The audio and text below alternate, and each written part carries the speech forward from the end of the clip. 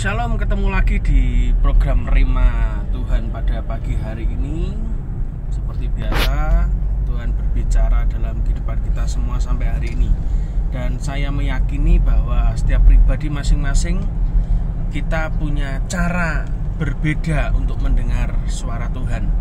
Yang penting saudara meyakini bahwa apa yang kau dapatkan itu adalah dari Tuhan dan sesuai dengan firman Tuhan, maka lakukan dalam kehidupanmu dan engkau akan berhasil. Nah, Bapak Ibu sekalian, hari ini saya akan berbagi tentang emas.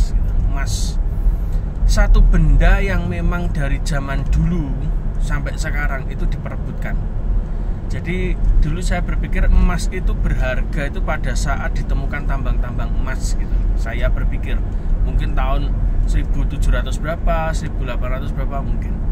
Tetapi ternyata kalau kita belajar dari firman Tuhan, ternyata benda berharga yang satu itu sudah ada sejak penciptaan alam semesta, termasuk penciptaan Adam dan Hawa. Itu masuk di situ.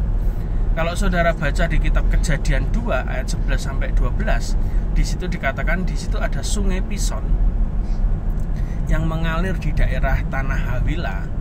Di situ emas ada.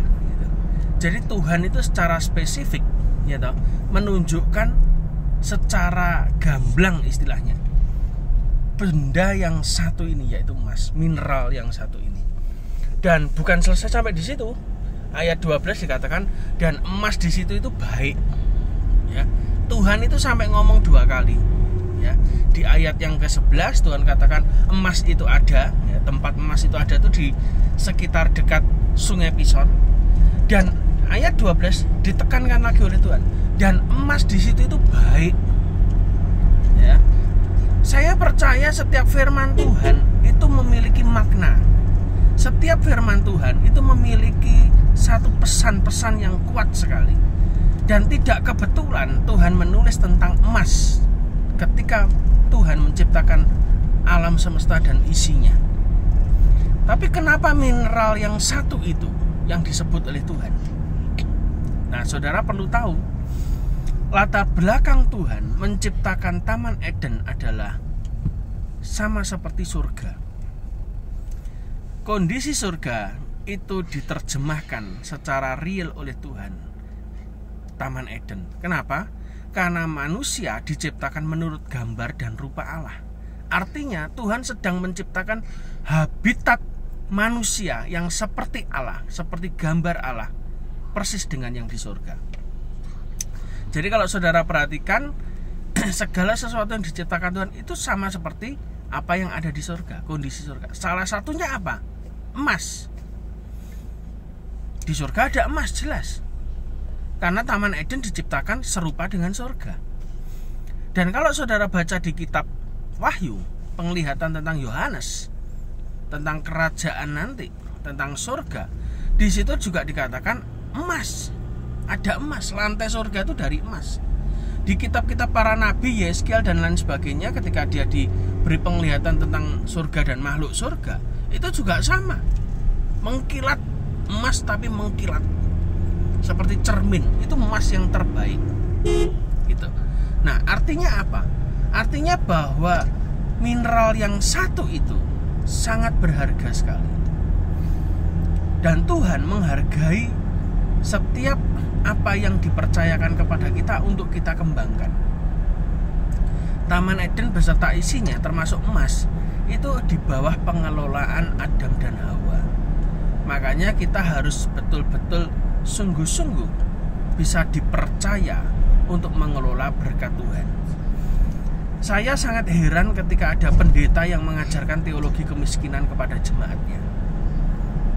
Pikul salib, pikul salib, pikul salib, tapi tidak pernah jemaatnya diajari bagaimana mengelola berkat Tuhan supaya bisa menjadi berkat buat orang lain.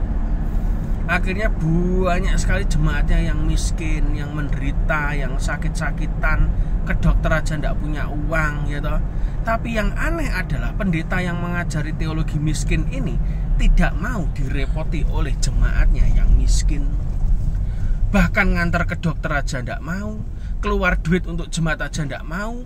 Jawaban paling gampang biasanya pendeta-pendeta durhaka seperti ini, biasanya dia berkata, ayo kita berdoa saja, ayo kita berdoa. Tidak ada solusi sama sekali. Padahal perpuluhan masuk, persembahan masuk, keuangan sumbangan ini itu masuk. Tetapi ketika jemaatnya membutuhkan pertolongan secara holistik, duitnya tidak keluar sama sekali, dan berkata ayo doa saja. Dan akhirnya berapa banyak saya temukan banyak jemaat mati dalam kemiskinan. Kan aneh. Kita ini diciptakan Tuhan sebagai duta kerajaan Allah. Kalau Anda pergi ke negara-negara lain, di sana juga ada duta kerajaan duta Republik Indonesia. Atau saudara juga pergi kemanapun, itu juga ada duta besar dari negara-negara yang ditempatkan di sana. Tetapi yang namanya duta atau duta besar dari sebuah negara, dia mewakili atau merepresentasikan negara tersebut. Tidak mungkin dia kekurangan. Pasti dia disupport oleh negara atau kerajaan yang bersangkutan dengan segala fasilitas. Nah, kalau saudara ngakunya duta kerajaan sorga, kenapa Anda mau menerima teologi kemiskinan? Miskin di bumi tidak apa-apa, yang penting kaya di surga. Pret. Tidak ada ceritanya begitu. Yang ada adalah doa Yesus yang sering kita ucapkan adalah, jadilah padaku di bumi seperti di surga. Di surga itu tempatnya emas ada. Berarti di rumah kita pun harusnya ada emas. Di surga ada kekayaan yang luar biasa. Harusnya di rumah kita juga ada kekayaan Tuhan yang luar biasa. Jadi kenapa kita manut teologi yang salah? Ya toh? Ada orang yang ngomong, itu kalau ngajari tentang kaya itu berarti kedagingan. Loh, kedagingan itu kalau Anda tamak. Kedagingan itu sifat, bukan benda. Emas, uang, perak, permata itu benda netral semua. Yang membuat benda itu jadi mamon adalah ketika kita ini dikuasai oleh ketamaan. Jangan mau jadi miskin, ya toh. Tetapi juga jangan mau jadi kaya tapi tidak berbagi. Saya juga tidak suka itu. Anda jadi kaya, Anda jadi duta kerajaan Allah di surga, Anda diberkati Tuhan, artinya Anda juga berbagi. Surga itu berbagi sifatnya. Buktinya apa? Kisah para rasul. Bagaimana jemaat mula-mula memiliki pola hidup di mana mereka punya kekayaan, mereka jual, sebagian miliknya dibagikan, ya toh. Alkitab berkata, jadi dalam sebuah komunitas tidak ada yang lebih kaya, tidak ada lebih miskin, tidak ada yang terlalu kebanyakan, tidak ada yang terkekurangan, semuanya mengalami kecukupan yang luar biasa. Itu yang terjadi. Pola hidup kerajaan surga itu komunitas, komuni, berkumpul, berbagi. Nah sama, kalau saudara menjadi duta besar kerajaan surga di bumi, Anda punya mandat kerajaan surga, jangan mau Anda miskin. Kita ini ditakdirkan Tuhan, terima Yesus, sudah kaya. Iya, seperti kemarin kalau saudara perhatikan rekaman saya yang kemarin, ketika orang Israel itu jadi budak di Mesir, ketika mereka mengalami tulah terakhir dan mereka mengoleskan di ambang pintu mereka anak domba yang sulung, ya toh, lalu mereka keluar dari Mesir, mereka tidak dalam keadaan sebagai budak. Mereka tidak keluar dari Mesir dalam kondisi mereka miskin, tidak. Karena apa? Karena orang miskin diubah hatinya oleh Tuhan untuk bermurah hati, sehingga mereka menyerahkan dengan sukarela semua kekayaan yang mereka punya kepada orang Israel.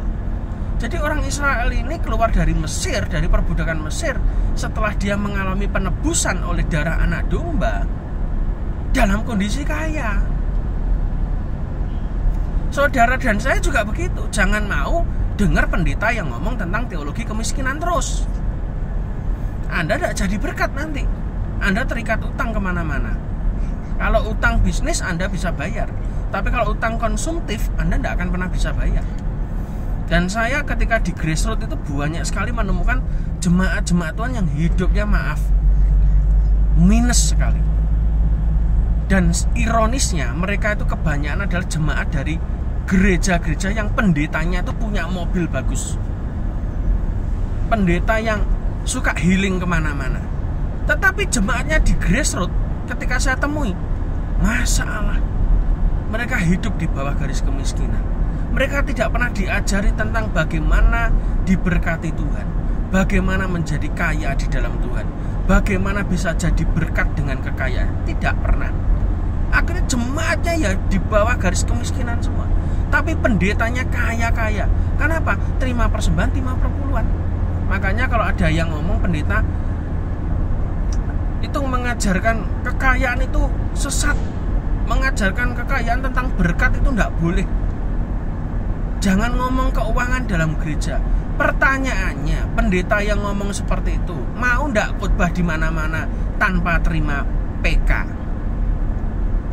Hanya terima ucapan terima kasih. Atau berani ndak pendeta yang ngomong begitu di gerejanya sejak besok Minggu jangan adakan persembahan dan perpuluhan? Berani ndak? Ndak berani, wong itu istilahnya sandang pangane ya toh. Ya karena memang egois, banyak pendeta yang egois. Jangan jadi pemimpin atau gembala yang egois, membiarkan domba-domba yang dipercayakan Tuhan kepada saudara menjadi domba yang kurus kering. Anda berdosa. Tugas saudara adalah memelihara domba. Mazmur 23 mengatakan itu adalah gambaran gembala yang baik. Ya toh, domba-domba itu dirawat sampai gemuk, sampai sehat, diberi makan yang cukup, nutrisi yang cukup, sehingga dia jadi berkat. Harusnya seperti itu. Jangan jadi pemimpin yang egois, memaksakan doktrin yang usang, tetapi kita membiarkan jemaat kita hidup di bawah garis kemiskinan, jadi sampah di masyarakat, maaf ya toh. Jadi sampah di masyarakat, ya toh. Tidak pernah didengerin waktu di masyarakat. Karena apa? Karena hidupnya tidak karu-karuan. Tapi jadilah gembala yang bijak, jadilah pendeta yang bijak, jadilah pemimpin rohani yang bijak, ya toh. Ajari jemaatmu untuk jadi kaya di dalam Tuhan, supaya mereka jadi berkat dimanapun mereka berada. Jadi mereka tidak nyerimpeti hidupnya tetangganya dengan apa? Dengan utang macam-macam. Ya. Bahkan saya dengar ada pendeta yang juga sukanya malah hobi utang, saya kaget. Nah ini pendeta yang tidak jadi berkat malahan, ya toh. Ini malah jadi contoh yang jelek. Jemaatnya diutangi semua dan tidak ada yang dibayar. Itu yang cilaka. Jadi kita belajar untuk jadi hamba Tuhan, kita jadi gembala, kita jadi pemimpin, ya, memimpin sebuah komunitas, memimpin kelompok sel, memimpin sebuah persekutuan, memimpin sebuah gereja dengan bijak dan sesuai dengan firman Tuhan. Peliharalah setiap domba yang sudah dipercayakan Tuhan kepada kita. Ajari mereka bahwa kekayaan itu baik, bukan jahat. Yang jahat itu sifat tamak kedagingan, bukan kekayaannya. Alkitab berkata ikatlah persahabatan dengan mamon kok. Jelas kok. Dengan mamon loh. Artinya apa? Uang itu netral, kekayaan itu netral. Bagaimana cara Anda menggunakannya, itu yang jadi masalah. Karena itu supaya tidak jadi masalah, ajari jemaat saudara bagaimana menggunakan kekayaan dengan benar, menggunakan emasnya Tuhan dengan benar. Maka jemaat saudara diberkati, pasti sudah kasarannya saya ngomong, persembahan Anda akan naik, perpuluhan Anda akan naik, hidup Anda akan makmur, ya toh. Anda makmur itu enggak apa-apa, Anda kaya enggak apa-apa, beli mobil enggak apa-apa, asal jemaatmu biar beli mobil duluan, karena mereka yang nyumbang saudara. Kalau di banjir rezeki memang enggak ada persembahan, enggak ada perpuluhan, malah kita yang keluar duit terus. Yang enak-enak ya memang gereja yang terima, ya toh. Kalau jemaatnya dibuat kaya ya yang enak ya pendetanya. Tapi enggak masalah, karena memang kita hadir untuk memperlengkapi tubuh Kristus gitu. Jadi kita belajar saat ini, ayo ajari jemaat kita dengan benar. Jangan ngajari teologi kemiskinan. Ajari mereka teologi bagaimana mengelola kekayaan dengan benar sesuai dengan Alkitab. Abraham, Ishak, Yakub dan Yusuf itu adalah gambaran dari anak-anak Allah yang mereka bisa dipercaya mengelola kekayaan dan mereka jadi berkat bagi banyak bangsa. Ya toh? Bukan Lazarus yang miskin. Ya toh? Yang bisa dipakai Abraham yang kaya, yang jadi berkat, yang tidak pelit. Karena itu ayo sama-sama kita koreksi diri kita, koreksi pengajaran kita. Jangan ngajarkan sesuatu yang salah. Kalau itu sampai turun-temurun, Alkitab berkata lebih baik daripadanya diberikan batu kilangan, ditalikan di leher, dibuang ke laut. Ya toh, kalau saudara menyesatkan salah satu dari anak-anak Allah ini, Anda akan diseret, akan dicemplungkan ke laut. Ya toh, itu hukuman untuk para pengajar yang sesat. Jadi belajar supaya jemaat saudara diberkati, jadi berkat. Ya toh, enak toh kalau kita punya jemaat yang diberkati Tuhan. Kita lakukan pelayanan apapun gampang. Ya toh, dan mereka tidak pelit, mereka berbagi. Yang salah itu kalau jadi kaya pelit. Kalau jadi kaya murah hati, itu betul. Di Alkitab itu yang tidak masuk surga adalah orang kaya yang pelit. Tapi yang masuk surga adalah orang kaya yang murah hati. Siapa? Abraham. Ada Lazarus yang miskin, ada orang kaya pelit yang tidak masuk surga. Tapi ada Abraham yang kaya masuk surga, malah bisa mangku anak Tuhan yang miskin namanya Lazarus. Kenapa?